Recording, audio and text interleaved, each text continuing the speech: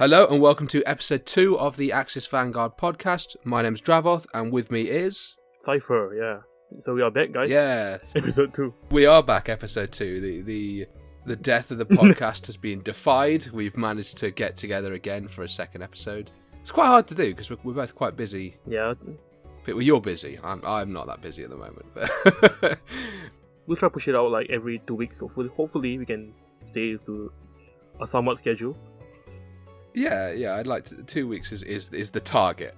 We'll see how how well we stick to that going forwards. But right now, I think it's pretty doable. What have you been up to in the last 2 weeks? I mean, I know, but the listeners don't. Okay, so nothing much. I just played locals and all. But I had this thing called a bubble tea pizza, which is like basically like yeah. boba or tapioca. It was very strange. I did not like it, but some people do. It looked amazing. I have to admit, it looked really good.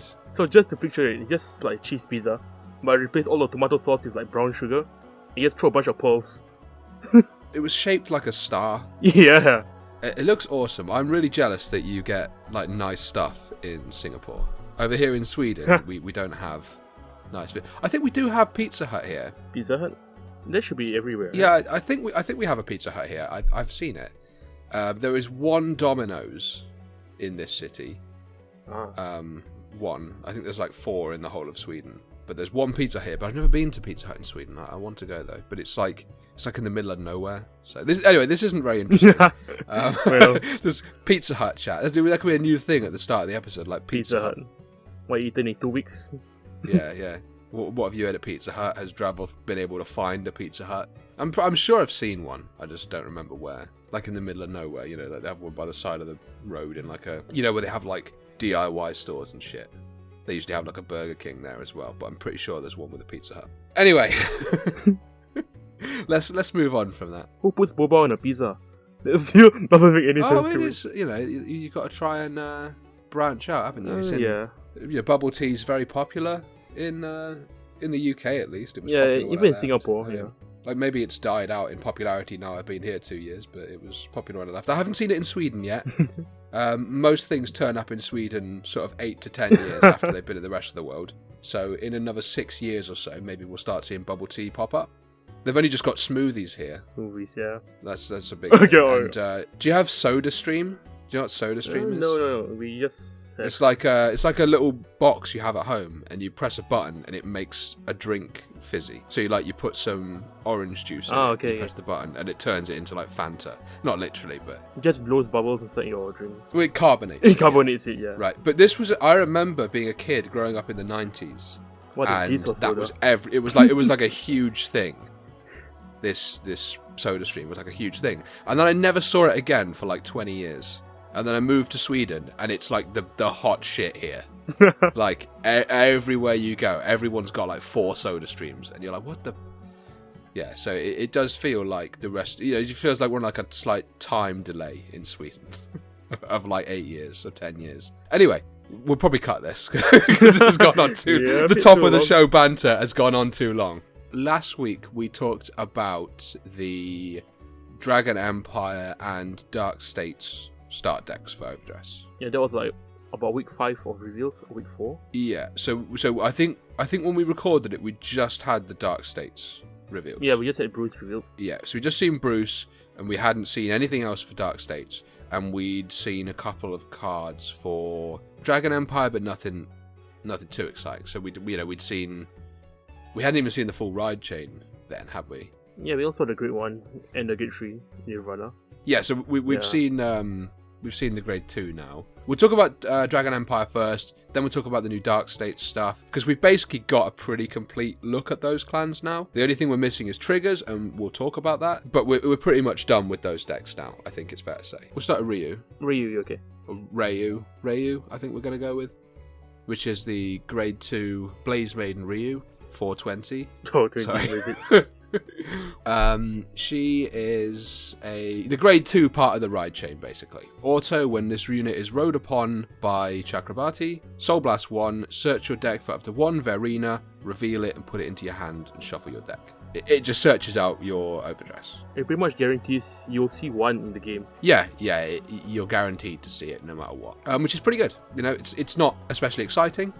You're going to want to see it, and that guarantees it. So if you've already got one, boom, now you've got two. It's just a good plus for Soul Blast. That is only the skill when rode upon, though, so you aren't doing that turn 2. Yeah. So this does kind of prevent you from having that super powerful turn 2. One thing I'll highlight is the Soul Blast. Like, we know, like, Varina, Soul Blast 2 for the retired skill. So it kind of hurts your potential to use Varina twice per game. It definitely stops you from going into turn 3 and double just Varina. retire. So I get why that's there. I think that's a pretty reasonable cost on it, because the double Varina turn 3, when this deck already, I think is, personally, I feel like this is the best of the start decks. Spoilers for that discussion later on. I feel like it's so much more powerful than everything else. The columns you build they just can't be guarded without like over triggers and perfect guards, and it can do those kind of columns from turn 2, although it can only search them on turn 3. It's all start deck cards. Yeah. So it's got a lot of filler start deck cards. Like, we're not going to bother talking about those, but there's a grade 1 there's an 8k 5k shield grade 1 with no skill, which I think is officially the worst card printed since the original set. But there's a reason that card's there. That card's there because if it was any better, this deck would be super broken. Yeah, at least they needed to put some shit filler cards in there. Yeah, because this is very good. She has a second skill as well, which is continuous Vanguard Circle, Rearguard Circle. During the battle this unit attacked, this unit gets 10k. 10k? This unit gets 2k, yeah, not so 10k. It's a 2k. 10k would be amazing. 12k, no. less amazing. That's all right. It's not particularly exciting. It's not super relevant numbers. Right now, it's like on turn 2, you call 8k booster, it's 15k to block. Yeah, that's about it. Yeah, but that's not irrelevant numbers, but you know, most of the time this is attacking a 13k base, and that 2k is not relevant there. Although if they get units later You'll on, be a booster either way. Yeah, I think it could be more relevant than it is now. Yeah, it's not tremendously relevant in the context of the start deck, but yeah, I think that's an alright card. As a right deck card, it does what it needs to. I don't think so much to say. If we get better grade 2s, obviously you can drop this to 1 and just have it in the right deck. I think we probably won't be doing that in set 1. Maybe we will. I think this is probably going to be a staple for set 1, at least at 4 of, or at least 3 of, or something. You know, just as there's probably nothing better. Yeah. But yeah, it's fine. Like, there's not a huge amount to say. I think that's pretty much what everyone thought it was going to do. Yeah. The next card is the order card for the Dragon Empire. Yeah, and I'm a bit annoyed about this card because there's only 2 in the start deck, which means I have to buy 2 Dragon Empire start decks. Yeah, that's annoying, but hey. So the card is Sunburst Evolution. It's a grade 2 order card, meaning you only activate it from turn onwards. So you just counterblast 1 to play it. Then you choose any of your units, they get 5k. Then you choose a Varina from your drop zone, add it to your hand. Simply just a way to recycle Varina, which is going to be your main attacker. But it gives a bit of power as well. Yeah, 5k is pretty good.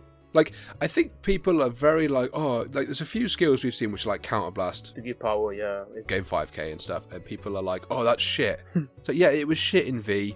We're not in V. You need to get the V stuff out of your head. I know that's me saying that, and that's ironic because I keep comparing stuff to V. I'm not comparing it to V unfavorably necessarily. I'm just using V as like a point of reference in terms of like early power levels and stuff. Because I think for the most part, these early power levels are pretty comparable to V.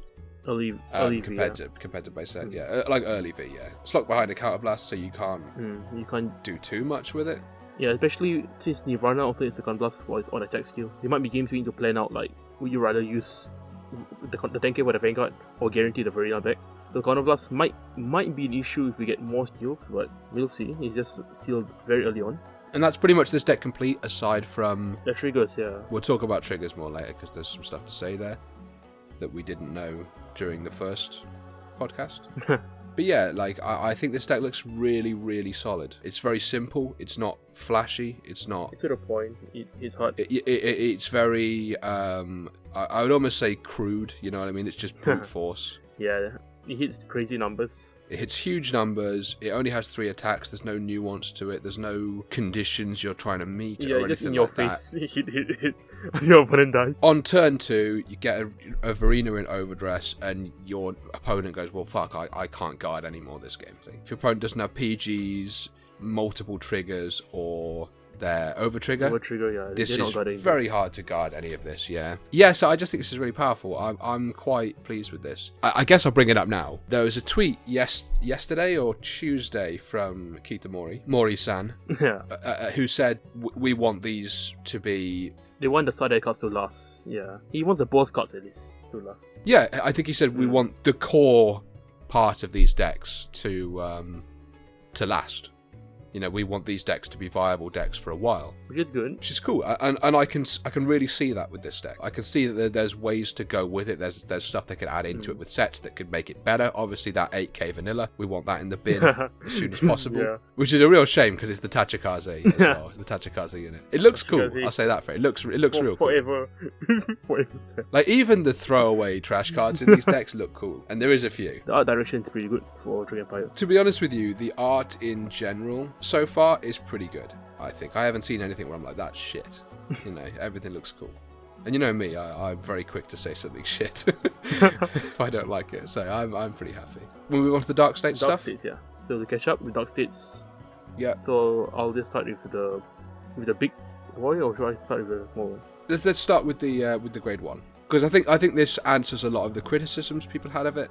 For Final Rush, Okay, so the card's called Acrobat Presenter, and it's a grade 1 8k, 5k shield like all grade 1s. When it attacks or boosts, if your vanguards are bruised, basically Diablo's Violence Bruise, you soul charge 1. Then, if you're in Final Rush, you soul charge another 1. So this skill is not locked once per turn for once, it gets you a lot of soul. Yeah, it's just a good skill. I like that it's locked to Bruce, and I don't like it.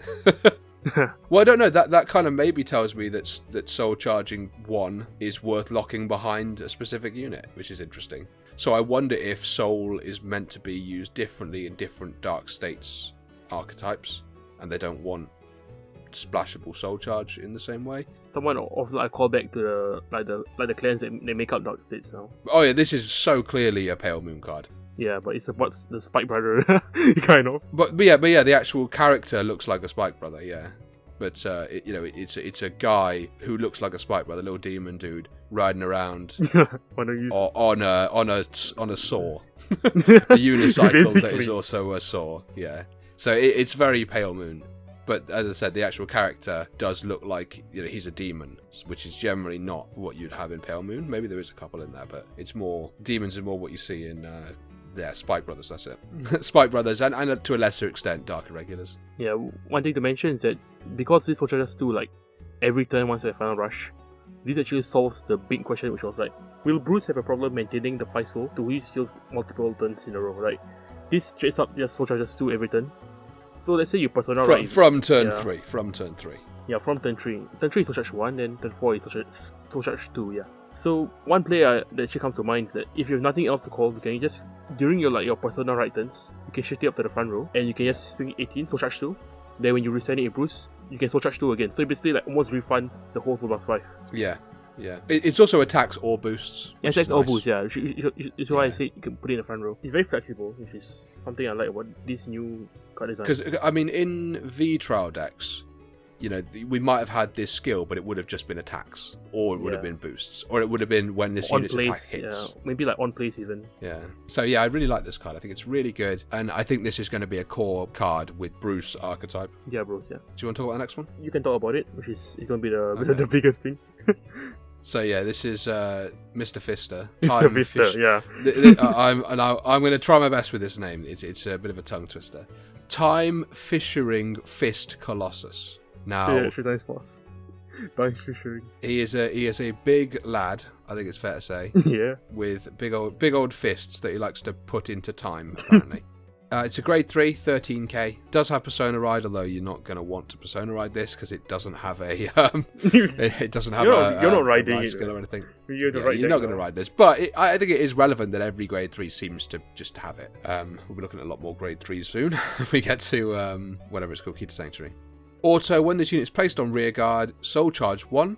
Then, if you're in Final Rush, Counterblast 1, and this unit gains power 15k until the end of turn. Yeah. This just answered the criticisms, really, hasn't it? Everyone was going, oh god, just one this damage deck check. isn't... one damage trigger and this deck does nothing. Well, there you go. This is a 28k beta. With Persona Right, it's 38k, which is like either you throw 2 triggers or you throw 6 cards. Like non-triggers. It's crazy to guard this thing. This is pretty scary. And again, if you can get 2 of these out, because keep in mind, Bruce isn't using a counterblast himself. Bruce is Soul Blast 5. And this also Soul Charges 1. Yeah, like just in case. So yeah, although it is 2 counterblasts to do it, that's actually not as high a cost as it might seem, because that counterblast isn't really going on anything else in this deck, at least not consistently. Everything So gets you play 2 counterblasts, and you've got 2 38k attackers on turn 4 if you Persona Right, which restand. So you've got 4 38k attacks. That is brutal. That's game winning by itself. Oh, absolutely. The opponent has no perfect guards, it's over. Yeah. Definitely. Over trigger, maybe that can help. But again, you don't really want to play your over trigger from hand if you can avoid it. You want to hold on to that as long as possible because you don't want your opponent to see. And once your opponent knows it's over, your opponent's no longer gonna like throw sentinels for your Vanguard. It's like you have no more over triggers. Just got 3 to pass or no pass. Then it's always done. Yeah, exactly. Yeah.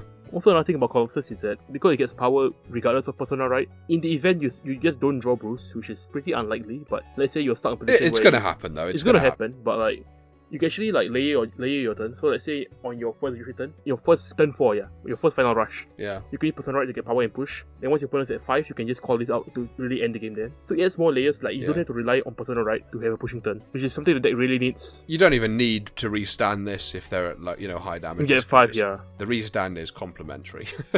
Or rather, like the restand, if the restand doesn't kill, the next turn, if you've still got one of these, this is very, very hard to deal with. I see this being like 4th, at least for early, definitely, early decks. Absolutely. This is a very, very high quality card. It's really like an overkill. In the context. Yeah, definitely. Yeah, he looks cool as well. Yeah, he looks cool, yeah. I really like his art. He looks like a kind of Clockwork Gundam. Yeah, he's like a Gear Chronicle with big fists. Yeah. Fist Gundam. That could have been in Seed. Seed, yeah. Right. It's enough Gundam banter. Yeah, good card though, and I think that's for now. That's what we know about this deck. I think we can make some judgments on this deck based on that, and I think it's pretty good. Spoiler. I know I say that about everything. Like honestly, I wasn't on board with Final Rush because we didn't see any power and with Soul Charge. But after just these 2 cards, like you can see anything can just come in right now. So like now we have power, we have ways to Soul Charge multiple times. In fact, just with these 2 cards on the field, the Grade 1 and this Grade 3, you get your 5 soul back immediately, which is something really nice. Just to play devil's advocate a bit, you could argue this is quite piece reliant. Yeah, definitely. I don't think it's excessively piece reliant because all of these decks are a little bit piece reliant. I just think it's good, honestly. I'm very happy with this deck. The only problem I have with Dark States is that since you Soul Charge so much, your over triggers most likely going to end in the soul instead of your head. Yeah, I think that's pretty more likely. So, yeah. Like, what if, like, play around with it? Like, when you see the 50k shield in your hand, would you want to really mulligan away to have a chance of it in the soul, or would you rather have the 50k shield? And something Dark Six players have to think about. Well, that's actually just an interesting choice in general that's going to come up now that previously you never really had. Right, should we talk about Key to Sanctuary? We have a lot to get into. Okay, Key to Sanctuary. We've actually seen quite a lot of reveals for this. We've had a new reveal for this today as well. But let's just go straight in with the ride chain starting at the Grade 1. I'll let you talk about all the cards for this. All of Kita. Okay, sure. You're the Kita fan. Also, I just want to say one thing. The yellow on the grade icon and the card text looks cool. Kita cards look super cool. So I actually wrote a small write-up about this, so I'm pretty familiar with the cards now. So for the first card is Knight of Everlasting Sword Fort. So this is the Grade 1 of the right deck. So when it's rolled upon by the Grade 2, which is Knight of Heavenly Spear Rooks, you reveal 2 creatures in hand, then you reveal top of your deck. Then, if it's a unit card, so basically non-order, you call it out for free. Otherwise, it goes to the drop zone. So immediately, like, wow, 2 Grade 3s in your hand. Like, at first impression, you might think this is really bad. Like, you must keep so many shieldless cards. Almost shitty, but in your hand. There's 16. There's 16, yeah. 15 in and the as deck. of this moment, we don't know what the last Grade 3 does, which is the order card. So that might change the entire dynamic of the deck, actually. But also the reveal isn't revealed 2 Grade 3 units, it's revealed 2 Grade 3 Grade 3 cards, cards, so you can reveal the order for order that card, as well. I find people are like very quick to judge, like, this deck has no shield, which is going to be a problem, yeah. Well, here's the thing. No deck has a ton of shield right now. Yeah. So I don't think it's perhaps as big a problem. Like, most of the time, you're just going to be no guarding if you don't have triggers. So I don't think it's as big a deal as people might think. But also there's less incentive. Well, there's less incentive to hold on to your grade 1s and 2s in this deck as well. Yeah. Like right now, with the new mulligan, you can actually just go hard and mulligan for grade 3s, right? Yeah. But also, I mean, this skill is really good. It's basically a free card. On turn 2, you +1, and it can be a grade 3 that hits 13k. You can help the aggro, which is one thing I feel the deck is kind of missing, because with so many grade 3s, you might not be able to call units to help you out early game. So this card can be to rush a bit, or maybe just attack. Yeah, and that's the thing. I suppose in a way it really just counterbalances the problem, the early game weakness of running so many grade 3s. I suppose it's not a super aggro card in the sense that you can't play anything else to aggro. But I still think it's a good card. And to be fair, 2 grade 3s with the new mulligan not needing to keep any of our riding rates, like, this skill is going to go off pretty often. Yeah, definitely. Yeah, then the second skill it has is Activate, Red Circle. Once per turn, Combat +1, give one of your grade 3 Vanguards, so it's locked behind turn 3. Basically, you give it 5k, which is fine. Maybe you hit above damage triggers, or maybe you just want to make it a bit more beefy. As remember now, shields have dropped. I mean, people say, 5k, that sucks. Yeah, but right now, 5k. well, 5k, first of all, that doesn't suck right now.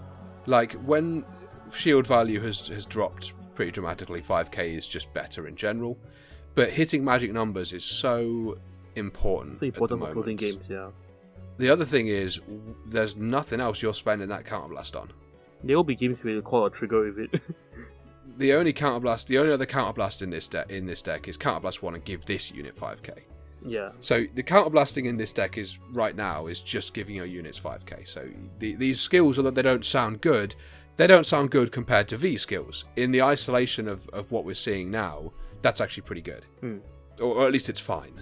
It's not necessarily good, but it's a way of burning your resources. Because this deck doesn't use Counterblast or Soul Blast as a resource for its primary mechanics. So you've got Counterblast to spare. If you've got 2 CB, fuck it, I'll Counterblast 1 and give something 5k. That's one more card to go. Especially when your hands like grade 3s, like you might as well just call everything out and beat your opponent. Yeah, exactly. They might not survive. So that brings us to the grade 2, which is Knight Heavenly Spear Rook. So when you ride on top of him by the grade 3, which is Apex Ruler Bastion. Apex.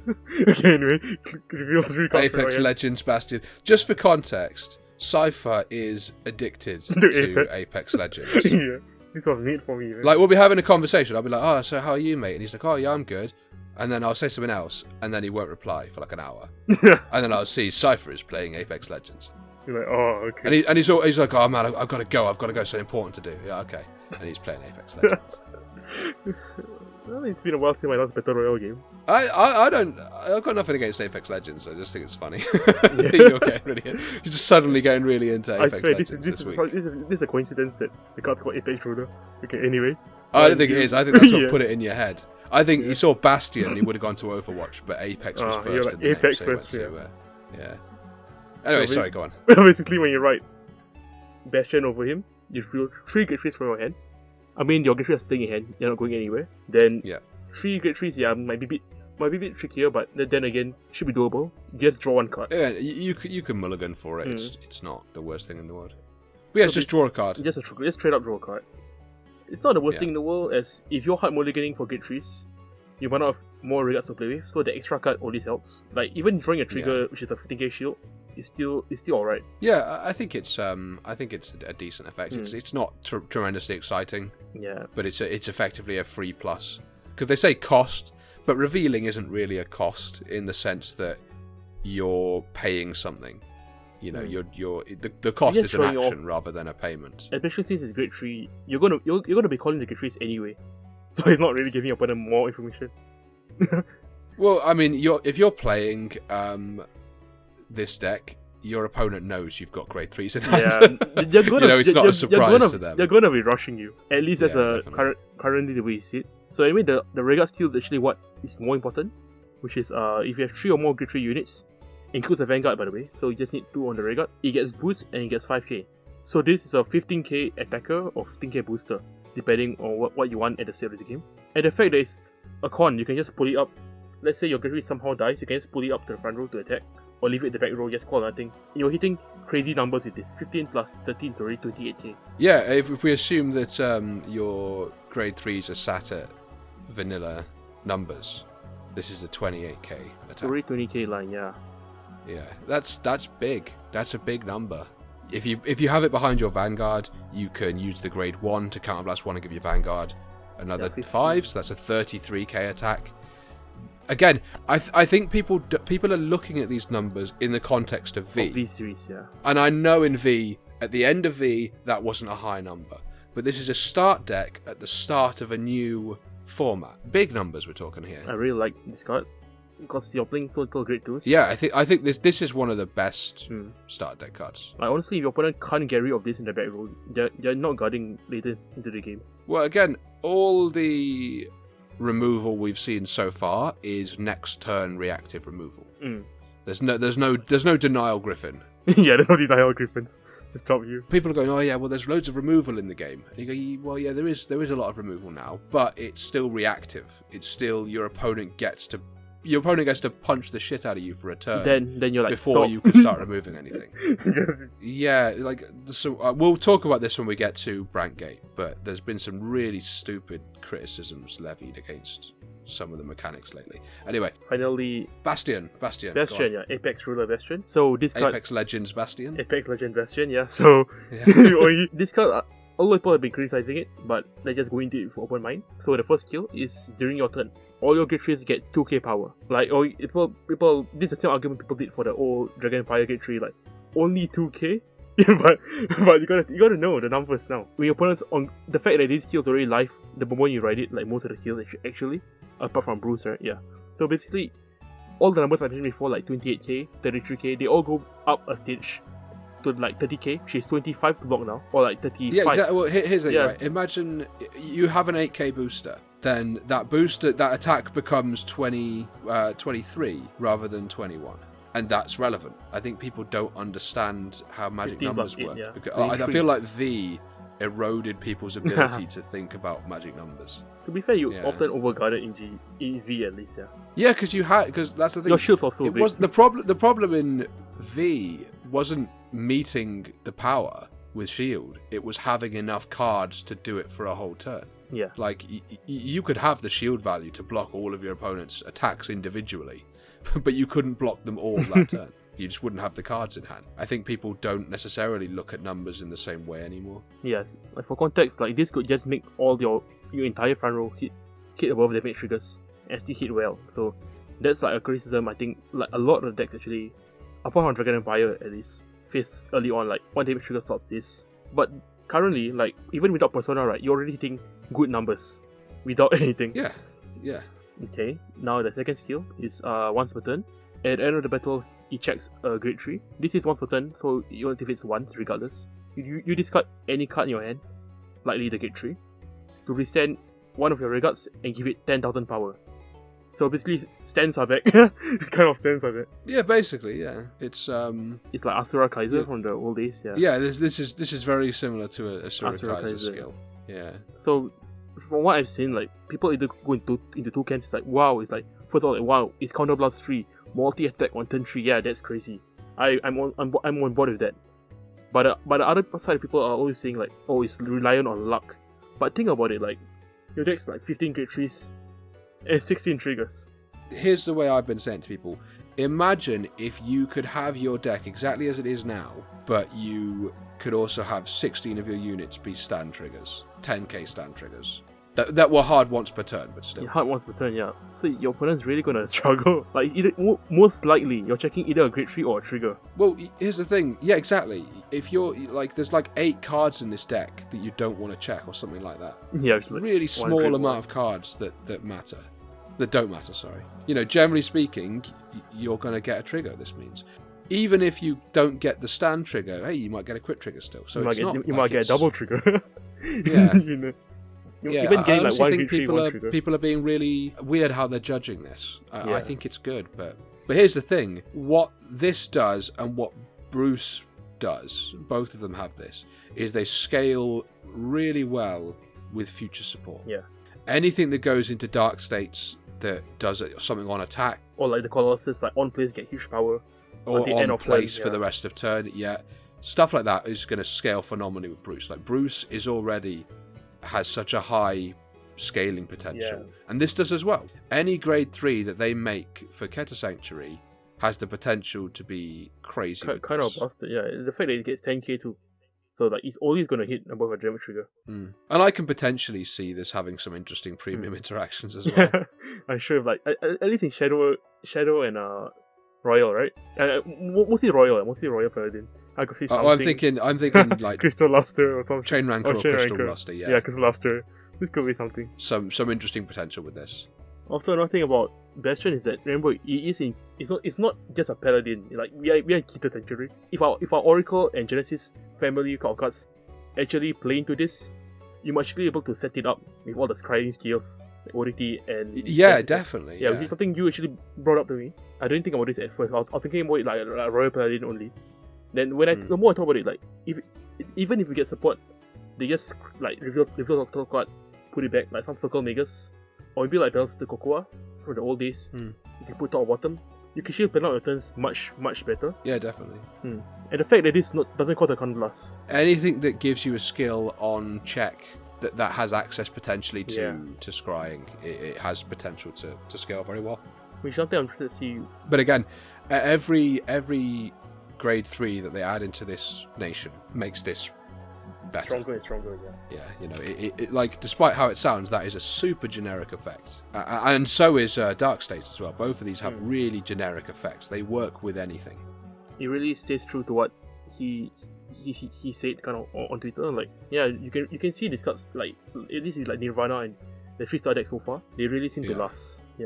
Yeah, Nirvana is the least generic of these. Yeah. But it really depends how common overdress cards are. For all we know, there could be fucking 10 overdress cards in this first set. And it's super generic. There'll at least be one more. The cover card seems like a total trickster thing. Yeah, I think I think it is, yeah. But either way, like I said, it's these two in particular, very generic effects. This is super generic, you know, any grade 3 works with this. With that said, we'll just be through the other two grade 3s. They're not as exciting. We've also got a grade 1 reveal today. Yeah. But I think the two grade 3s are more relevant. So I want to talk about something first. I think Apex is clearly your Royal Paladin. Yeah. And this is a prediction you made to me. Is you thought the other two grade 3s would be Gold and Shadow. Yeah. And they absolutely are. Otherwise, yeah. I mean, the names kind of gave me that suspicion. Like, after you said it to me, I was like, oh, yeah, the names kind of. So, we've got Vehement Witch Ramana and Knight of Broadaxe Rafluke. Rafluke? I don't know. Rafluke, yeah. That's a good building one. Yeah. So, Vehement Witch Ramana, first of all, love the art. She's thick. Yeah. Well, this is a witch, by the way, so... If you want to play premium, when it said witch, I was like, well, yeah, in Keta Sanctuary, there's a lot of witches, a lot of clans with access to witches, but the name Vehement Witch Ramana kind of told me Shadow Paladin. Yeah. And quite a simple effect here, and again, an effect that a lot of people have whined about. It's Rearguard Circle, when it attacks, counterblast 1, and it gets 5k till the end of that battle. Yeah, so you can't stack now, it, but... specifically, yeah, it can't be stacked to the end of turn if you restand this unit. I think this could have been Act, Counterblast 1, 5k till end of turn. End of that battle is a shame. So this card it isn't fantastic. To me, it's Counterblast 1, 5k. You've got nothing else you're spending that Counterblast on, really, other than that grade 1. So it's fine for it is. I think this is fine. It is fine, and again, the card looks super cool. I like a little hat as well. Probably you'll be like taken out as we get more stuff, but yeah, I think this is basically filler, but it's not bad in the context of this deck. It's fine. Again, it has Persona Ride. I don't know why. If you want to ride this, you can. The other grade 3 is much more interesting, right? Yep, and I think this one is meant to be more of a staple. So this card is Knight of Broadaxe Rafluke, as we mentioned before. So it's one skill, activate. So this doesn't have to be on place or anything. You can just hang around. You can put it to the soul. Give any of your grade 3 rearguards 10,000 power at the end of turn. So unlike the Witch which activates at the battle, this gives the power at the end of turn. So potentially this is 20k of value Yeah, if you can restand. if you be patient. Yeah. Does have to go to Soul, but grade 3s going to Soul is always It's a always good fine. mechanic. Yeah, because I mean, what if we get something that uses, Soul Blast 1 grade 3? There you go. This is good again. So, yeah, I think this is good. His art as well. I really like his art. He looks cool. He's very Gold Paladin. Yeah, he's one of the most gold paladin cards you've ever seen. I also like how a lot of the skills are no longer on place. Well, one thing I like about this deck is it turns grade 3s into a resource. You could look at this card as being, it's a 13k beta, or in theory, it's an order card. Soul Charge 1, give a unit 10k. You know what I mean? It's an effect that you get rid of this card and you give something else value. So if you've got excess grade 3s in hand and you want to convert those into some kind of meaningful advantage, you could potentially dump 2 of these onto one unit. Yeah. Then your opponent has check grade 3, your opponent has scoops. So I think it's a really good card. It's very flexible. The fact it's activate too is really nice. A lot of skills like this from the V series were always on place, like Spread Brothers and all that. Yeah. So you can just hang it around. Like I said, you can have this on the rear guard and just use it as a beta, and then if you get another one in hand, you can be like, okay, well, I can dump that one off, and I can play this one on top of it, and I can still have that advantage, and yeah, it's very nice. And also, against decks with removal, because there are those, this converts something they could potentially remove into an advantage as well. So yeah, it's just a good card. Really good card. Again, I think people have kind of missed the point of this deck a little bit. It's supposed to be like, my first impressions, it seems like a very glass cannon deck, high power and low defense. Like you want to end we game still fast. we still have an order card to reveal. I want to talk about that later after we've talked about Brandgate. And Stoshia, yeah. Well, specifically after we've talked about Brandgate, because there's Brandgate, okay. because there's some interesting implications, I think, for that. What's the word? Or for that order. And the last card. This card has got some real shit talked about it, and I think it's totally unjustified. I need to sign that card. I think this is good. Yeah, really? Soul Blast 2 get 5k. Yeah, this is Platinum Wolf. Soul Blast 2, Act, get 5k, 5k, yeah. not once per turn. And let's just reiterate, this deck Soul Charges, and it does not Soul Blast. True. So this is one of the first outlets. You have Soul Blast to spare. But also, like I said, you can dump 4 Soul Blast, and you've got yourself an 18k grade 1. Yeah. That's good. Start deck level, yeah, it's pretty okay. That's not bad. In the context of these start decks and the power level of these start decks, this is a good card. I do not understand why everyone's so angry about this card. It's a good card. It's not amazing. You will replace this eventually. At least it's an effect. If you look at everything we've seen so far in all of these start decks, this is a good card. Because like I said, people don't understand how resources work in this game. They keep going, oh yeah, Soul Blast 2 for 5k, shit. What else are you Soul Blasting for in this deck? Yeah, at least nothing. For now, There's nothing else to Soul Blast for. This is, like, with the information you have, there's no reason this is bad. So people go, oh, Counterblast 1 for 5k, that sucks. Yeah, it sucks if you have something better to spend the Soul Blast on, but you don't, so it's fine. It just annoys me, but just don't think about stuff, you know? What else are you spending that resource on? Would you rather just have 6 or 5 Vanillas. unspent Counterblast? It's just stupid. Sorry, it just annoys me when people just don't think about stuff. About Platinum Wolf. Well, like I said, I don't think it's an amazing card. I just think it's good. Like it does what it needs to do. It's an 18k booster. Or it's an 18k attacker as a grade 1. It's fine. It's totally a fine card. Nothing wrong with it at all. And also, you could if you can't afford Kazande, the Genesis grade 2 promo, this does the same thing but worse. do you know the one I mean? You could. But what I'm saying is, you could get this, and you could still get that loop going. Yeah, you could still get a loop away from it.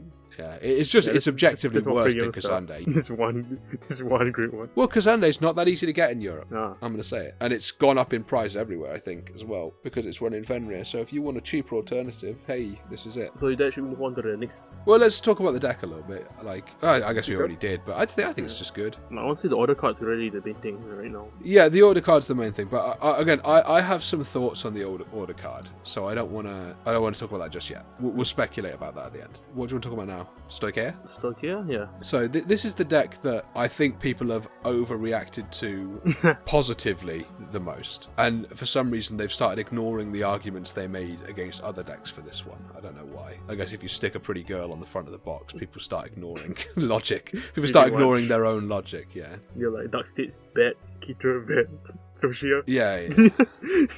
Stoicheia good, Brandgate is broken. Ah!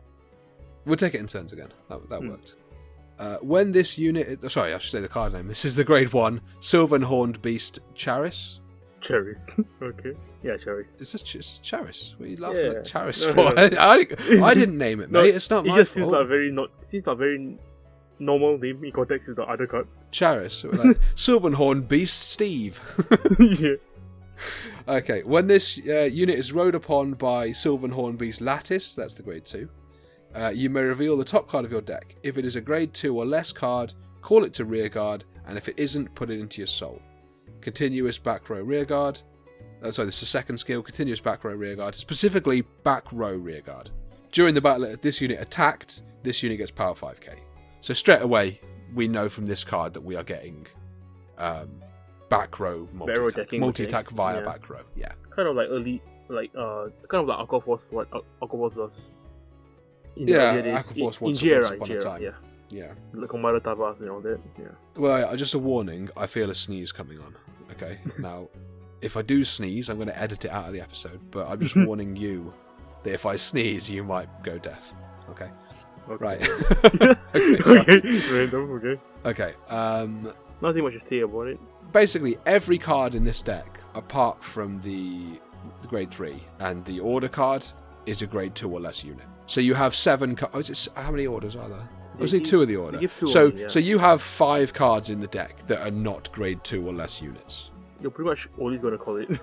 This is almost always a plus. Yeah.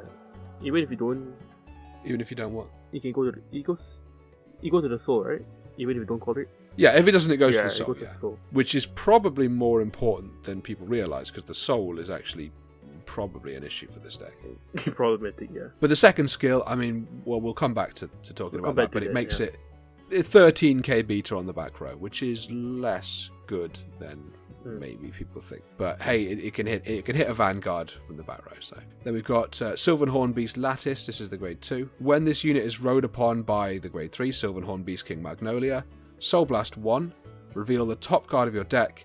If it is a unit card, call it to rearguard, and if it isn't, put it into your hand. So that's always a plus. It's always a plus one, yeah.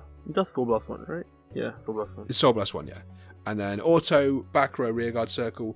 When this unit attacks a Vanguard, Soul Blast 1, and this unit gets power 10k until the end of that battle. Yeah, so this is going to be hitting pretty good numbers when we get there. But there is a commitment of a Soul Calling Blast a Grade 2, to getting that. You thinking like this can add up over turns. This might be a problem. It is still shut down by damage triggers, yeah. By itself, yeah. So then we have the Grade 3, if you want to take it away. Alright, so this is a Silver-Horned Beast King, Magnolia. So Magnolia is a big dog dog dragon. He is a big cat dog dragon. He's a big chong, yeah. Wearing armor. This is the most Great Nature Stride looking card I've ever seen. Like, this could be a Great Nature Stride, 100%. Yeah, I wouldn't question it. At the end of the battle, you attack. You may combat 1, shoot one of your rearguards, and they get that from the back row. And 5k. Okay, you get 5k too. Yeah, 5k. So you basically combat 1, choose any rearguard, usually your back row 1. You get attack from the back row, you get 5k. So nothing much there, but if you persona right during this turn, so this is actually the first time persona right has been directly addressed in a skill. Yeah, so you can choose 3 rearguards instead of just 1. That's good. Yeah, that's good skill. The persona right skill, especially. I think people have overreacted to this. I think it's less good than people think. I still think it's very good. It's very good, yeah. But for some reason, people stopped making the damage trigger argument they made about every other deck with this one. People just went, oh my god, 6 attacks, this deck is broken. Now, I think 6 attacks is very good, I want to stress that. Yeah, it's very good, very good. Anything that's not the Grade 1 or 2 is a 13k or 15k attacker from the back row. The Grade 1 is an 18k attacker. Need the skill, yeah. The specific Grade 1. And there's only 3 of those in the deck. Any Grade 3s are an 18k attacker as well. And the Grade 2 if it It's a Soul Blasts 25, 1, yeah. 25. is a 25k. Okay. So that's the only That was one pretty that's good, not yeah. shut down by a damage trigger. So it's not as scary as maybe it sounds. Like, let's not overreact. I know that's difficult to say that to the Vanguard community. It's good. It's not that scary. Chill your beans on this one. But on top of that, if we look at the other card, I think we've only had one other card revealed, if I'm correct. There's two. There's a grade 2 and a grade 1. Oh, is that what's the grade? Which grade 1 is it? It's No, which grade 2 is it? Sorry. It's wait a moment, I actually forgot the name. Okay, so this okay, I think it's Oh yeah, the grade 2. Duga, Yeah. Duga. yeah. So if Duga. Yeah. I forgot we about have that one. four more regards, it gets 5k. Just continuous both player turns. Which is fine. That's going to push it up to 20k, which is Basically, still not over a damage trigger. Basically, for you to hit anything, it needs to have basically you need 5 regards to activate this skill. Yeah. Yeah, so that may be a problem, and there's no extra circles, so you pretty much need a full field for this to actually get this power. To me, this is more of a front row card. Yeah, I'm thinking you stick it in the front row. That 5k isn't relevant on the back row. If they get a damage trigger. Yeah, I think one way social players will find a way to set your field properly is that they might put this thing in the front row and put the grade 1 in the back row. So like they attack with Magnolia, then skill activates, you get 5k. You can still boost. Yeah, in the event that your opponent hits a damage trigger, you just boost instead. Yeah. Like that's something I feel quite really interesting about Socia. Yeah. Like you, the player, must be able to know how to maneuver around your skills, make full use of things. You have to know which order to attack in to save those 2 on either side till last. Let's face it, if your opponent's hitting a damage trigger, your 6 attacks becomes 3, or maybe 4 at the. Well, here's the thing. It's not actually a particularly wasteful thing to use Magnolia's skill anyway. It's 1 counterblast. There's no setup to it. If you've Persona Road that turn, there's no reason not to play that counterblast and just see what happens. But it isn't this 6 attacks, unguardable, damage triggers do nothing Gurgit deck. A lot of 7Cs I feel in the V series. It's like if they all hit, something's gonna happen. But like to be fair, they're not hard to guard. Yeah, and like I said here as well, this is guardable. This is, if you take a damage trigger, you're all right. You will be able to survive and guard this turn. It's not going to be that big a deal. It's still 6 attacks. And there are going to be those games where you don't get those damage triggers. And then you're but screwed. yeah, but again, it's not that bad. Yeah, it's not that terrifying. It's very good. I'm not saying it's bad, but I'm saying chill. Okay, this is not what people are making it out to be. And the logic they've for some reason applied to the other 2 multi-attack decks, they haven't applied to this one for some reason. Some people, a lot of people have made that comment, but there was a lot of people going, "Whoa, 6 attacks, this is crazy." but with Dark States, they've been going, "Oh, 4 attacks that can be blocked by a damage trigger, shit." Or 5 attacks. Sorry. I mean, it's really a fair comparison because Dark States is also not behind turn 4. Well, this isn't locked behind turn 4. This still has a 4 attack turn 3 as well. Like, this still has an aggressive turn 3. Like, a 4 attack turn 3 isn't shit. Yeah. It's not as good as a 6 attack turn 4. There's no reason not to do it. But then we also have Knight of Friendship Cyrus, who looks like now, hear me out on this. This is a Neo Nectar and an Aquaforce card combined. This is I can feel about it. Right, look at his cloak. Look at his little it looks like a petal, but it's blue, yellow, and white. Yeah. Like his little jacket is white and blue.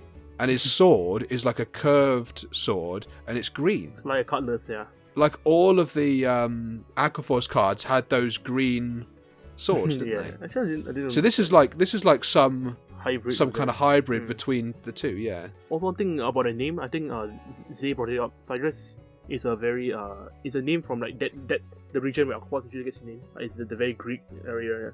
Hellenistic, yeah. So I think it's a kind of I think it's a really cool card from a lore perspective, if you like. That was lore's the term. Yeah. But once per turn, Soul Blast 2, reveal the top card of your deck, and if it's a unit card, call it to rearguard. If it isn't, put it into your hand. So that's fine. It's not on place. It's an act, which is nice. It's a once per turn act. Soul Blast 2 to always +1, either to hand or to Pretty field. much, yeah. Soul Blast 2 is a lot in this deck. Yeah, as we saw with the grade 2, especially. Yeah. Lattice, right? Yeah, Lattice. Just activating the right deck, Soul Blast 1. Then if you use it on the rearguard, it's Soul Blast again. You're not going to be getting a lot of this off. But it's still good. Free card, yeah? It's a free card. If it's something you want in hand, it goes to hand. If it's something you want on the field, it goes to the field. Simple as that. Also, another thing about Stoshia is that because of all the early game calls you're getting through the right deck, like this deck's gonna be very aggro. At least for this Sylvan King deck, huh? Yeah. You won't be very. You're not playing a slow game with this deck. Like you're always one units to keep up. People are being super critical of Dragon Empire because it's a 3-attack deck. And I'm like, do you not understand what power this can do on turn 1 and 2? Like what columns this can build that early in the game. On turn 1, Dragon Empire can build 18k columns. Yeah, pretty easily. That's 2 cards or a trigger every time. Like, that's good. I don't understand why it's getting so much criticism just because it's not multi-attack. I think really one part is because some of them haven't absorbed the threat that Great Ones have went down in shield value. You'll be more willing, you're more willing to call it a Great Ones. Like definitely. Back in the day, like before V series came about, Great Ones were just that. They were just rearguards. They were not shields. So we are just going back. Yeah, I think you're definitely going to see much more aggro early games now from all the clans. But Dragon Empire does it best. Like if Dragon Empire can get you to like 3-4 damage on its turn 3 ride, it's gonna kill you. How many Sentinels do you have? Nope. Yeah, man. It's real. It's like the numbers it builds are crazy for this shield value meta. So I think people aren't being very logical in how they're looking at the balance between clans right now. At least from start deck levels, because in my opinion, all of them are pretty aggro in their own way. Like they play aggro at different stages of the game, or are not as combo reliant. Yeah. Which actually really contrasts with the 5th deck, which is we can talk about it. So, there's a lot to talk about at Brandgate because this is the most different, mechanically different. Yeah. Okay, right, Shane. So the first card is called Aurora Battle Princess. Kyanite? I read it as Cyanide. Cyanide blue. Cyanide blue. I think it's Kyanite blue. Kyanite, okay. When you write it on Vanguard Circle, search your deck for 1 prison card, which is going to be the whole mechanic of Brandgate. At least for this Aurora Battle Princess. Add it to hand, shuffle your deck. Yeah? Then, on the Vanguard Circle, when you place him, if you've got 1 or more cards in your prison, you cast one, so +1 to draw a card. So all around, pretty alright card. When you placed, you search for your prison card. That is the main mechanic. We'll talk about that in a second. And then you search your deck. So you're always going to be able to get that mechanic off immediately. Yeah. It's pretty much guaranteed.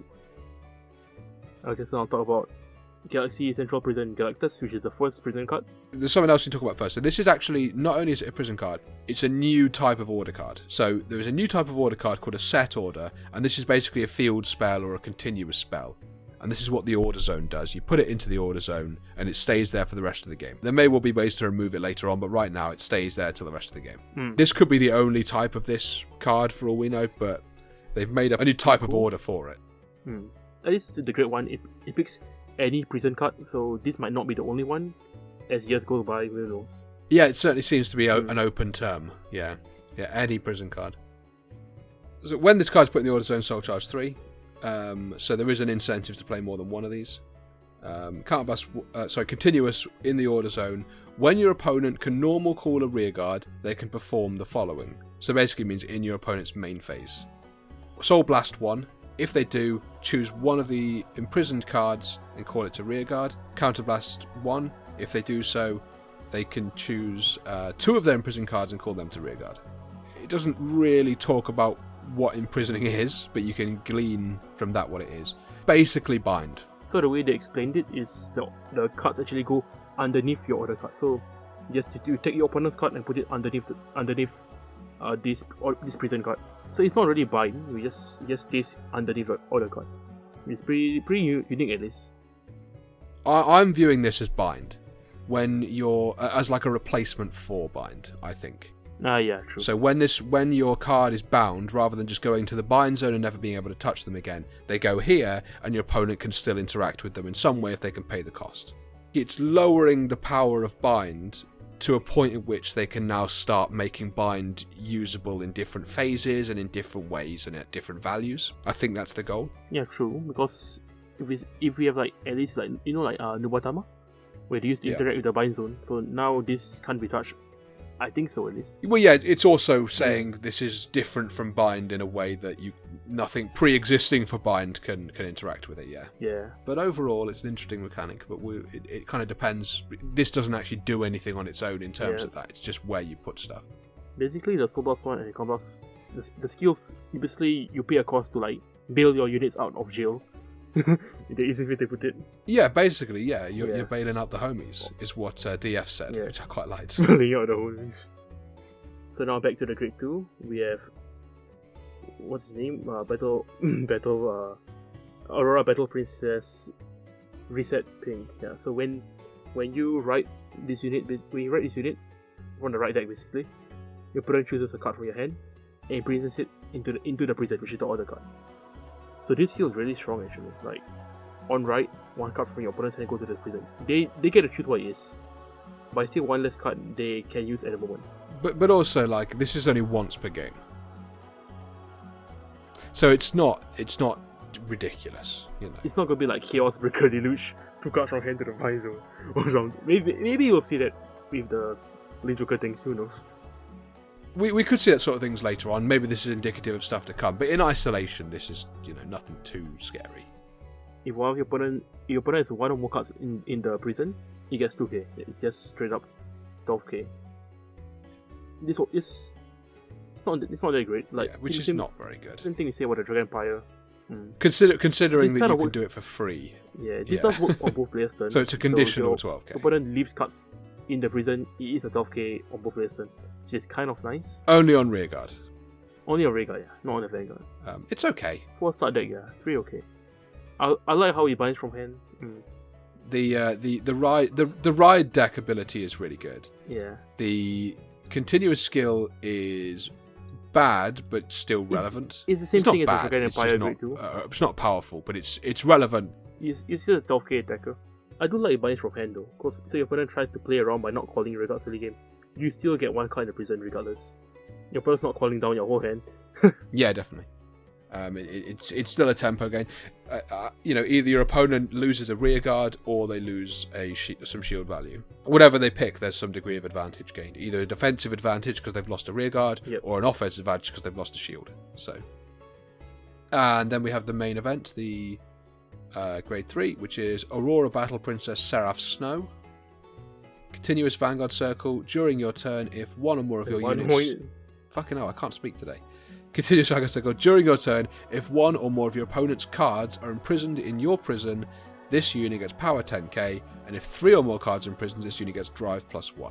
So that gives the deck a bit more of an offensive presence. And then Act Vanguard Circle or Rearguard Circle.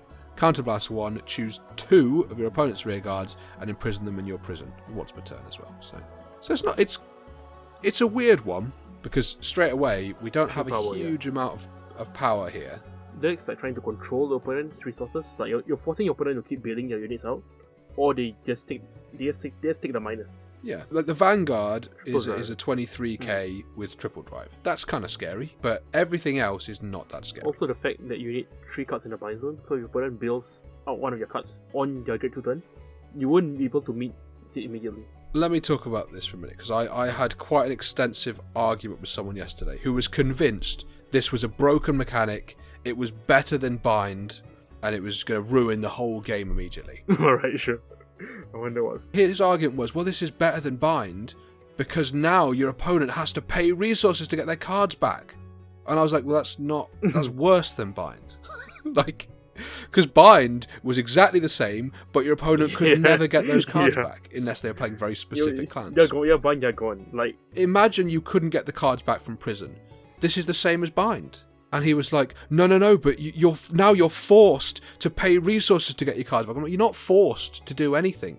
You don't have to pay to get your cards back. You don't have to pay that. If you don't pay that, this is at worst exactly the same as bind. If you can afford to pay it, if you do have a spare counterblast, and all of these decks have spare counterblast, if you do have spare Soul Blast, and that's less likely in these decks, but definitely spare counterblast could be viable or could be possible. You can get those cards back. This is not the oppressive mechanic that people are making it out to be. It is still an oppressive mechanic, but it's not that bad. This is a much more balanced form of removal, because there's an ability to get those cards back. Yeah, because since it binds multiple cards for one card plus, which seems really value. If this was straight up bind or retire, yeah, I would say this card's crazy strong. My opponent just loses 2 cards for one counter plus. The way I'm looking at this is, I now have the ability to counterblast 1, deny something your opponent did last turn. That's really good. Like, he has to play counterblast 1 to bind 2 units, and then I can play counterblast 1 to get them back. Yeah. I don't understand the reaction that's been to this. People are so salty about it because I guess they can't read. I don't know. I don't understand the how anyone thinks this is broken at all. I think it's really, really, really well balanced, to the point at which I think it's balanced the way it is so that they can increase the ceiling on removal, so they can make removal work in more interesting ways. Maybe they can bring blitz orders in that remove stuff, and that's what I would like to see with this. But it's not so oppressive that they can't do that without it being broken. And at the end of the day, as I was talking about earlier, this is a form of next turn reactive removal. If your opponent's rushing you, yeah. Your opponent, if your opponent isn't playing any cards, I can't do anything with this. The most I'm going to be able to get on my first ride is plus 10k on my Vanguard from the grade 2 imprisoning a card from my hand, or the opponent's hand, sorry. So again, your opponent controls what you're able to do with this card. How strong you play the card. Yeah. Exactly. So it's not that big of a deal. It just isn't. I just don't understand why everyone's so upset about this mechanic at all. It isn't in any way overpowered, and there's a cost that it pays for having that mechanic, which is that its units are just less powerful. There's not a lot of swinging power in this deck. From what we've seen so far, we've got an 8k vanilla in terms of offense, and we've got a 12k unit which is somewhat conditional. Admittedly, it's a condition you're always going to meet, but it's still conditional. So you can build a 20k column and you've got a 23k Vanguard. It's not that scary compared to what some of the other decks do offensively. There's also the fact that the rulings of the prison have come out. So the Combat 1 and Soul Blast 1 costs, they're not once per turn thing. So if you only have 2 Soul Blasts, you can just build out units for 2 Soul Blasts. You don't have to Soul Blast 1 and Combat Blast 1. It just depends on how much resources you have. It counts as a superior call as well, so it doesn't obey grade restrictions. In let's say with Dark States, there's the what's the name again? Time Fisting Colossus or okay, Time Fisting Colossus, something like that.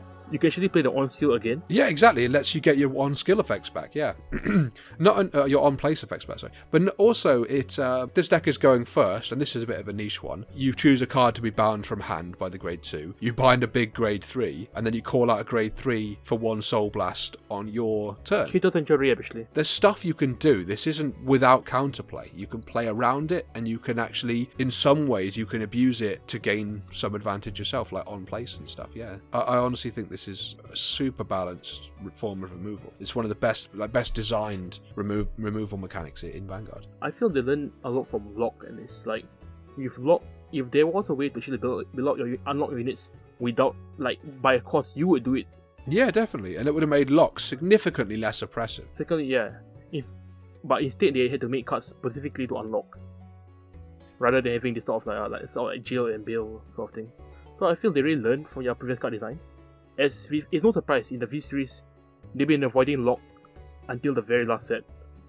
At least locking your opponent in the graveyard. But I feel like they've deliberately gone, let's make a kind of control mechanic, a removal mechanic that is really reasonable. Your opponent can pay to get out of it, and then we can look at increasing the ceiling on what that mechanic can do and ways it can be used. So we've already got Counterblast 1 to Imprison 2, which is a lot compared to V series versions of Bind and Retire. Counterblast 1 for 2 was pretty good. Would have been a pretty good trade in V, even towards the end. It's very good value actually.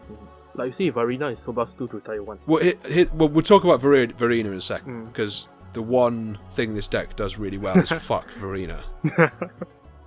Pretty much. We'll count the ways in a minute, because there's a couple of different things it does to screw Dragon Empire. I just think it's really good. I think it's really well designed, and because it's well designed, because it's not overpowered, they can now go, okay, well let's put in removal in the battle phase, in the guard step. Let's put in removal of stuff from hand, or let's take the top card of the deck and put it in the. But they can do other stuff with it proactively. They could start making it proactive, because all the way through V, anything that was remotely a control mechanic was always reactive, and because of that they were never good. Do you know what I mean? There was never a point in V where control mechanics were in any way particularly relevant. Like, Even spot via removal is was relevant. okay. Yeah, spot removal was always relevant. And there was a couple of times where field wipes were maybe a little bit relevant, but not massively. But towards the end of V, the game was so fast that you just never got time to get those going. And if we can make them much more proactive, we can make them relevant without being oppressive. And I think making them weaker is the way to do that. So I'm really happy with this. I would love to see a control mechanic return to Vanguard, or a control deck of some kind. That's not just in your turn, remove something your opponent played last turn. For those who play control, it's like, imagine early in the game your opponent's trying to rush you. You can bind the back row, hit the rear guards, so they'll really so they won't have much resources to play with. Yeah. So you kind of are able to control the pace of the game. Let's say they only have one counter blast open, then you just bind the back row, you hit the rear guards. So your opponent has only 1 damage. So you're either to force use one counter blast to bail units out, or one counter blast for your actual skills. Yeah, like the person I was talking about this with yesterday, who was saying it was broken, was saying, well, I'm a Stoicheia player, and this really badly affects me because I need my units on the board. And I was like, yeah, but you still get to have, like, you still have to play those units before they get imprisoned. They get binded, yeah. So your opponent still has to take a turn of you kicking the shit out of them before they get to remove them. So that really lowers how scary this is to me. You always are going to have you're always going to have the opportunity to be offensive before anything gets removed, apart from on turn 2 when one card from your hand goes. Yeah, the only thing that I would think is a concern is if you get more skills that bind from hand, then yeah, I definitely say that's might be a problem. Yeah, I don't think that could be a problem necessarily. It's not necessarily a problem. It depends how it's done. I honestly don't think it's that big a deal. I really don't. I really like this mechanic. I think it's really balanced, and I think it's fun. I think it's what it really shows they've learned. It's what removal could have been in V and should have been, and we could have just done so much more with it and made that format so much more interesting. It's what Link Joker should have been. Just pure aggro all the time, like different shades of aggro. I'm really excited to see if we actually get like new prisons. Like let's say like season 2, you get a new prison. It does something different. Like say you can bind it away. I don't know, something like that. But yeah, like I said, the wording on prisons is pretty open. So we could definitely have different kinds of prisons, yeah. And we can even you can have any number of prisons in the zone as well. So maybe you could imprison units in different prisons, and then your opponent couldn't, you know what I mean? If there's 2 different prisons, you could have different ways of interacting with those. And yeah, there's just so much that can be done with the mechanic the way it's designed, and I really think it's really good. One of the best things from overdress so far, in my opinion. It's just really, really fun, and how it's designed. It really feels like they've learned from V, as you said. You know, we finally might have a way of making removal relevant, or control relevant. Control, yeah, more control. Because I would never have called anything in V series control. It was just different. It was just how much removal it had. There was never a control deck in V. The only controlling you're doing was controlling your opponent's counter blast. That was the only thing you did. Yeah, I'm really happy with this. Which I guess so, but like at least now we've a dedicated sort of defensive deck. Well, we could even go we could even create alternative win conditions through this. You know, we could have a prison that is when 10 units are in this prison, you win the game or something like that. You know, yeah, we could have that, though, couldn't we? Alternative win conditions like that, and that would be exciting. You know, I want to see more stuff like that in Vanguard. I want to see more variation and more deck building and more gameplay options for sure. We have had one other reveal for this clan as well. Yours a Great Tree Rear Guard. Yeah, and this is the card that I'm going to point to anyone who's worried about this deck, because this is not that scary. Which is, on rearguard circle, when this unit's attack hits a vanguard, choose up to 2 of your opponent's rearguards and imprison them in your prison. When this attack hits a vanguard, so it's even deniable. I honestly think this is fine. This whole clan, I really like it too. I think it's really good. Whole nation, yeah. Yeah, this whole nation. So yeah, I really think it's solid. I really do. Personally, I really like how the 5-star decks are seemingly sort of balanced out each other. Like you got this super aggro decks like Hitter and Dragon Empire. Yeah. Then there's like this sort of like mid-range decks, I would say, like Dark States and kind of Stoicheia, but Stoicheia it's more of a middle ground, really. Yeah, I think Stoicheia. Then there's Brandgate, which is totally like this is like anti-aggro, right? Like Brandgate, try to control the opponent's pace of the game, make sure they throw more shields. I mean, I actually think this start deck is probably the worst of the 3. At least the right decks only, yeah. Yeah. It's the least impressive on paper. Yeah, but I think there's a lot of potential with the mechanics. I think they just didn't want to go. I think they didn't want to go straight in with the control mechanic and make everyone whine. I think they wanted to wait against a bit. These are start decks. Yeah, but I want to talk about how this fucks Dragon Empire. So, okay. So if this first of all, if you imprison an overdress unit, Verena, yeah, overdress you imprison both pieces, and you can't get, even if you can get them out of the prison, you can't get them back into overdress state. Yeah. So yeah, that's a pain in the ass. That's the only thing I don't like about this, but that's only because I'm playing Dragon Empire. That's the only reason I'm annoyed about that. Well, that's what I meant. Like even throughout this podcast, we're talking about how Dragon Empire has this huge turn 2, turn 3. Yeah. And now there's a deck which that really answers and actually like sort of punishes the opponent for playing too early. Yeah, definitely. Yeah, I think that's a good thing that exists. I really like the I'll say the most not the most meat though. the most like balance out of this 5 are like I'll say it's Toshia and Dark States. There's like full aggro Dragon Empire, then there's like full beatdown like with full aggro is more like with Apex Ruler Bastion with all its gate trees. Then you have this sort of mid-range deck which like technically with the Colossus, Darkseid is going to beat any deck in the late game. If it gets to turn 4, they got the Persona Ride as well. That's a very, very difficult turn to survive. But yeah, overall, I'm really excited. I really like these decks.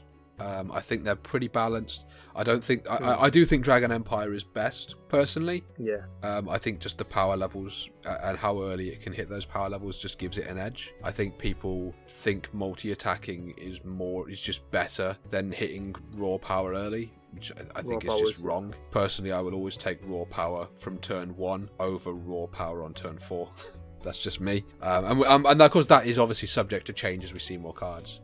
Yeah, obviously, like it's really interesting. Like they can tell they really try to balance it among the 5-star decks. So even if you're like a casual player, just want to play with friends, no one's going to complain like, but you're playing Dark States. Yeah. Like no one's going to be like oh in your friend circle. No one's really going to complain.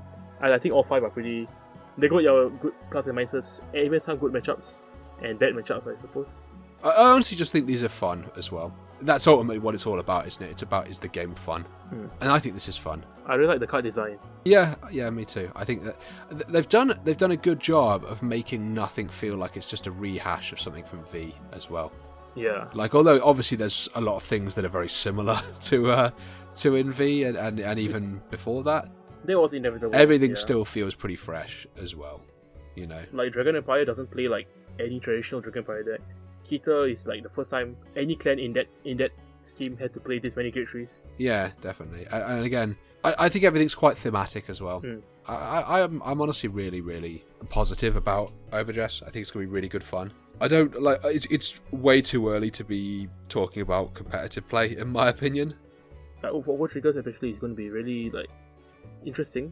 Like because the game seems to be very fast paced.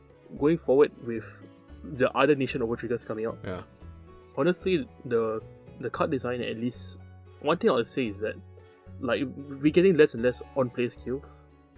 Oh, I'm so glad of that. Yeah. Yeah. So like right now, like you're not being punished for calling units early. So that's one thing you have to keep in mind. Like when we're talking about the aggressive plays, like turn 1, turn 2, call this 18 kill line, 20 kill line. Like in V series, you wouldn't do that unless you play like Royal Paladin or something like that.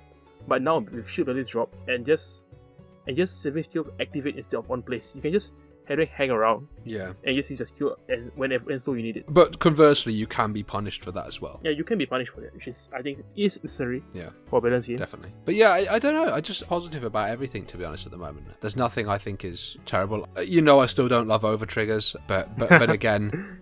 Yeah. Again, we haven't seen them all yet. And I know they're all going to be really powerful, but I want to see them all before I'm trying my best to be like, look, let's see everything first. And exciting news, actually. Next Tuesday, we're going to see the Stoicheia Grand Blue. The other side of Socia. Yeah, Socia. We're going to see Agent 47's cards. That's what I'm... I don't know what he's called, the bald guy. I'm calling him Agent 47. I'm not... I probably will watch the anime, but I haven't been following anime news that closely, so I don't remember what his name is. But the bald guy, Agent 47, we're going to see his cards. I think we're seeing 3. Like they said 3 cards, so I'm assuming we're going to see the ride deck for the Grand Blue sort of things. Yeah. People are saying this is Grand Blue, or this is the Stoicheia equivalent of Grand Blue, I think is a better way of putting it. The arts have more or less been revealed. I think they should be those units. Yeah. Those cards in the trailer. I'm very excited to see what these are. Not necessarily because I'm super excited about Stoicheia or Grand Blue in particular. It's more, this is going to give, there's a lot of information we're going to be able to glean from seeing more cards within a nation. So we're going to see how splashable are existing cards, how splashable is this into that, what's the design philosophy on this. Are the decks from the sets going to be significantly more powerful than the start decks? There's a lot of information to be gathered from it, which I think is really exciting. I'm mostly hyped to see like how different can it be, like within the same nation. Yeah. I mean, because what we have right now is something very Aquaforce-y, very Great Nature-y, versus something that is Grand Blue, which is very different. Well, I suppose Grand Blue's always had a bit of multi-attacking. Yeah, they got it in G era. Yeah, so it's kind of stuck with them. You know, I could definitely see certain pieces of what we've seen with the start decks being splashable into a Grand Blue style thing. But again, I don't want to speculate too much about it just yet, but I'm excited. We also see news about the new Sentinels news. I don't know what that means. Yeah, they've said there's going to be specific new Sentinels. Now, the fact that they're bothering to announce that suggests to me that we're maybe not getting draw PGs back, but we're definitely going to get but we might be getting, of course, effect Sentinels like we had in G and before, stuff like Ezra's and those. I think that's pretty likely, like at least with the skills of the units, not units, with the naming conventions, right? Yeah, a lot of them do share a sort of theme. So maybe for Soshia with something that guards only Sylvan Beast and he gets extra skills at it, kind of like what they did in G era with like the Messiah Perfect Guard or Zodiac Timepiece Perfect Guard, this type of things. Yeah, there's a lot of ways they could go with it. Again, it's too soon to speculate, but it definitely means PGs are not just going to be grade 1 vanilla PG. From the start. Yeah, there are going to be other things that PGs do, or PGs fit into other archetypes or other whatever. PGs won't just be a grade 1 7k play this card, discard 1 PG. And that's all. Yeah, those are once again the start deck, but yeah, they're not going to be the start deck. Pretty unlikely necessarily. That's not going to be the ceiling on PGs, which I'm very relieved about. We still haven't seen 4 of the 5 over triggers. Yeah, we've only seen like Dragon Empire until now. We've still only seen the Dragon Empire one, so that's something that we're probably going to get in the next few weeks. We've got 2 weeks to recording again. I guess we just got to hope something big comes. Obviously, we've got that Grand Blue next week that I'm very excited about. By 2 weeks' time, at least, it'll be 1 more week till the start deck release for the first 3. Yeah. Oh god, it's really close. Most likely we'll see. Yeah. I'm hoping that me and you will have time to play some games by then. Yeah. Give us our first impressions. I played a little bit of Proxies. I have too. Yeah. I know you want to talk about it. Maybe just some basic points. Well, you go over what you thought about it, not because I haven't told you what I thought when I played yet. Okay. So basically, for context, you've played the decks without. Right before the Sunburst Evolution, all the cards announced, so that was like Monday this week.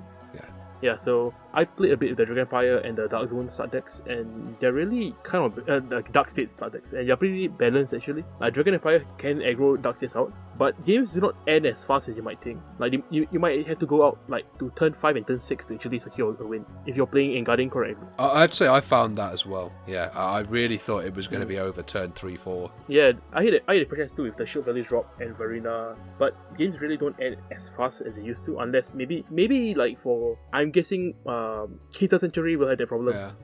Maybe the games might end too fast, but that might be specific to it. One thing I noticed, and I think that's more specific to the start decks than the format overall, is obviously I did run out of cards, and I was sort of just top decking towards turn, by turn 5. That's something I really found myself doing. Yeah, obviously that's going to get addressed by the once we start getting proper cards, but. To be fair, we haven't seen any cards on Radar Circle besides Toshia, which gets advantage, like straight up advantage. Maybe Brown Gate, the Brown Gate grade 1. Yeah, there's the Brown Gate the Brand Gate grade 1, yeah, that does as well. But that is quite a cost on it though. Counter Blast 1, Soul Blast 1. So it's not like it does it immediately. Also, the new Mulligan really changes things. Yeah, I really like it. I really like not having to worry about getting, about always having my ride chain, about always knowing where I'm going to be on turn 3. Yeah, I really like that. Right now, I'm always keeping Sentinels, Persona Ride, and whatever key piece of your deck is. Yeah, no, I'm really, really happy about how that's shaped up. I mean, that's what we said it would be. That's how we said it would feel, and it obviously was that. But it still feels good. It feels good to be like, okay, this game I want to mulligan hard for a Sentinel. This game I want to mulligan hard for this game. And you can. For Persona Ride, you can do it. You can do it now. Yeah. It feels really good to just be like, throw away your whole hand, to go, do you know what, I didn't get what I wanted, I don't need to keep 2 bad cards to secure this, I can throw the whole thing away and just mulligan again. And that feels good. That feels really... You really feel like you're being rewarded for planning into the turn. Yeah, definitely. But it also, I feel like I never go into a game feeling like, oh, I've got to ride the main. I've got to, do you know what I mean? I always feel like I'm going into a game at least on my own terms. Like, obviously you can get a bad mulligan still, but I'm never. If I'm getting a bad mulligan, it's I'm not fucked. Yeah, I'm not just the end of the game. Exactly. Yeah. I'm never going to get grade locked. I'm never going to fail a G assist. Oh god, so we played some games this week. Or last week, and you were playing. I played Duke. You were playing Duke. Duke. You were playing Duke, and I was playing. I played Duke. Yeah. Fianna. I was playing Shadow Paddling. Fianna. Yeah. And obviously, I knew that was a disadvantage going in, but you failed a G assist and still won. Like, Fianna is not a good deck. I like how it works, but it's not a good deck. I think Duke's really good, much better than I thought it would be. Yeah. Yeah, he's really kind of cheap too. Yeah, we need to find time to sit down and talk about clan selection. Clan selection, yeah. At some point, maybe we'll have time next week, because obviously we had 3 decks to talk about this week. So maybe next episode we'll have a bit of time to talk about clan selection. And I also want to, at some point, I want to talk about premium, because we're both premium players. Yeah. Premium's the only format I've been taking seriously for competitive play. Yeah, for over a year. True. But it's weird, we haven't really talked about it much on this yet. But that's because there's so much new stuff to talk about that's just more interesting in the moment. There's not been much relevant to talk about for premium from anything so far. Maybe a little bit. Yeah, a little bit, but not. You know what we know. Not enough to justify a whole episode talking about premium in the context of overdress. But if you're interested, then just drop us a comment or... Yeah, if you'd like to hear more talk about premium or vimium, we can. But right now, I think we're both more happy talking about overdress. Overdress. Yeah. It's really frustrating because you and me, we do talk all the time. And when we're talking about just something, I'm like, we just save this. Save it for a podcast. Write down that thought and save it a week. Because I don't want... Like, you know what I mean? Like, you want the conversation to be... fresh, don't you? Yeah. I'm excited. I'm so excited for overdress. I really can't wait. I have pre-ordered a second Dragon Empire honestly, Empire deck for the order. Like for the festival collection, I feel like just buying up entirely 4 triggers. I know. I do as well. Like, I'm really fighting off the urge to main deck, right? over purchase on the format. Yeah, I'm very excited though. I think it's a really, really great time for Vanguard, honestly. I haven't been this excited about Vanguard since I started playing, I think, actually. You know, when you first start playing a game and you're just learning about all the new cards, you're like, oh, this thing's fucking cool. Oh, look at this shit. I haven't felt like that about the game since then. And obviously I was a lot younger then as well. I feel like a kid. Yeah. But yeah, it's just exciting. I honestly don't have a bad word to say about overdress. I think it's just I can't say it enough times. I'm just excited. I can't stop saying that because that's how I feel. You know. What about you? I think you're feeling much the same, aren't you? Yeah, right. I'm actually I've already have my slots prepared for my decks at least. So it's pretty much confirmed that I'm gonna building all of Keter Century and maybe Browngate. I'll think about it. Yeah, I'm in 2 minds still about what I'm building. To be honest, obviously I'm Dragon Empire is non-negotiable. I'm building Dragon Empire, but I kind of like everything. You know what I mean? Like I like really, everything. Like visually, everything's really strong. Everything looks cool, and mechanically, I think everything is fun. There's nothing that I'm like, not for me. You know? Yeah, it's so tempting. Yeah. Again, the $4 start decks. It's real. Yeah, I don't know. It's just it's fun. I mean, we haven't even seen any of the actual cards from the format yet, and I'm just excited to play with the fucking start decks. You know, I really can't wait to get my hands on these. But like I said, once you've seen some more, we'll sit down and play someone area, and we can. Yeah, don't let you guys waiting. I mean, maybe we could record those and like put them up somewhere for people to watch. Yeah, sure. I have a channel now. Yeah. I think that'd be a bit of a laugh, wouldn't it? Yeah. But yeah. Anything else you want to talk about this week? Nothing much. Just like I'd like to thank everybody who has left like good comments. It does motivate us. We've had a lot of good feedback. Thank you for listening. We've had some good feedback. We're also on lots of different platforms now as well. I think we're still pending Apple, but pretty much everything else we're on now. Apple takes a bit more time. If you do enjoy the podcast, please leave us a a like or whatever, or give us a good review or something like that. I'm under the impression that helps out. I'm not super fussed about that stuff, but, I think it does like push you up the ranks if people search, Vanguard Podcast. Okay. Yeah. And once again, thanks to our sponsors over at Axis Kiteboards. Sponsors? No. Axis Kiteboards, the official sponsors of the Axis Vanguard Podcast. just for the record, they are not in any way affiliated with this podcast. I don't want to sign them up to that. But shout out to those lads, cheeky lads over at Axis Kiteboards. Or is it Vanguard Kiteboards? It's one or the other. Axis. Yeah. Our industry rivals. I think we are actually listed higher than them on search results now. I think. Oh, that's interesting. We were at one point anyway. Oh yeah. Because we didn't think about the name when we named it. We didn't Google it first. That sounds okay. cool. To be fair, do you want to know how we get the logo started?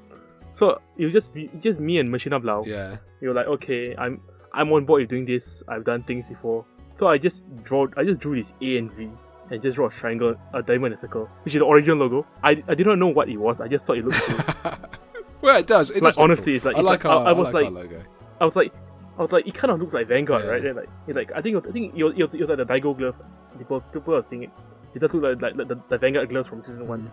And I was like, yeah, I guess it does. Yeah, it does. Yeah, it does actually. It really does actually. I thought that's what it. I thought that's what it was. Then me and Blau, we went over like, okay, we need to make a name this A and V. And then we just went through all the words we can find. Yeah. And eventually, Axis fits. Yeah, it does. Axis is like alliance, another word for alliance, which is kind of what we are doing. Yeah, I think so as well. It's a shame about the World War II connection, but we don't bring that up. We don't talk about that. We don't bring World War II. What was that? Yeah, we pretend we don't know that. But I mean, they don't. Hitler doesn't own a trademark on the word Axis, does he? we're reclaiming the word for the good guys. Yeah, we do not endorse World War II. Okay, let's cut it. Yeah. Maybe we cut this bit. Yeah. But any shout outs you want to do? Anything you want to plug? Nothing really. Man. I was going to say, give us the web. Yeah, our website is up. What is it? What's the address now? Okay, now it's let me read it out properly. So it's actually CFV Axis Vanguard, no space, all small letters at .wordpress.com. They said all small letters. It doesn't matter letters. It's not a password. Oh yeah, it doesn't matter in a website. Okay. But yeah, go check us out. Lots of cool guides up there by lots of cool people. I keep forgetting that I'm not actually a member of the. I can't publish stuff yet. Can you set that up for me this week? I keep forgetting to do that. Sure. The other day, Zay kept having a go at me because I hadn't actually got an account on our own website. We'll set that up at some point. We got any good guides coming up? Do you know? Nothing. I'm not sure what everyone's working on, but I just posted I just updated the new Chronojet one with Time Reaper Dragon with help from Zero to Pass. Oh, cool. Which is one of our guys. So yeah. We put a section for Time Reaper and we updated the deck list for those. That's sweet. I've got a couple of guides coming up, but I've got to talk about those with you first because they're not finished. But yeah, check us out over at Axis Vanguard. I can't remember what the website is. cfvaxisvanguard.wordpress.com. cfvaxisvanguard.wordpress.com. We're too cheap to buy a domain name, so we haven't. We will eventually. Machina's on it. Yeah, Blau's on it. Blau's on it. Thanks, Blau. Thank you, Blau. Shout out to Blau. Everyone knows Blau. Shout out to Blau. And I think we can end it there. Thank you very much for listening. Please continue to listen. Someone has to be. Can't just be me and you listening on repeat every